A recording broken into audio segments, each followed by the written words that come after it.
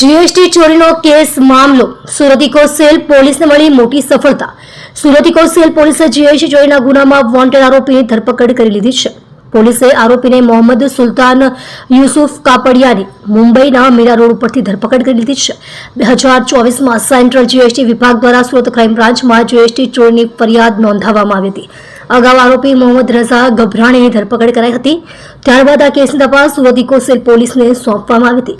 Surat eco cell પોલીસે આ કેસમાં અગાઉ આરોપી મોહમ્મદ રઝા ગભરાણીની ધરપકડ કરી હતી।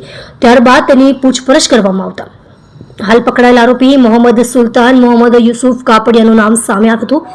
આ સમગ્ર જીએસટી ચોરીમાં બંને આરોપીઓએ અલગ અલગ પેઢીઓ ખોલીને ખોટા બિલો બનાવી ગેરકાયદેસરના નાણાકીય વ્યવહારો કર્યા હતા, જે થકી સરકારને કરોડો રૂપિયાનું આર્થિક નુકસાન પહોંચ્યું હતું। તમને જણાવી દઈએ કે તપાસ કરતા કુલ રૂપિયા 1814 કરોડના ખોટા બિલો આરોપીઓ દ્વારા બનાવવામાં આવ્યા હતા। આ સમગ્ર મામલે ઇકોસેલ પોલીસે મોહમ્મદ સુલતાન યુસુફ કાપડિયાની ધરપકડ કરી લીધી છે અને આગળની કાયદેસરની કાર્યવાહી હાથ ધરી છે। જીએસટી ચોરીના વોન્ટેડ આરોપીની ધરપકડ।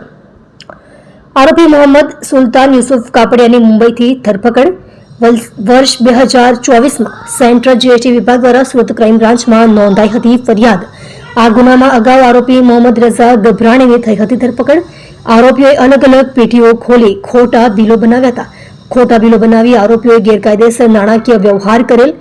આ ગુના આચરી આરોપીઓએ સરકારને આર્થિક નુકસાન કરેલ।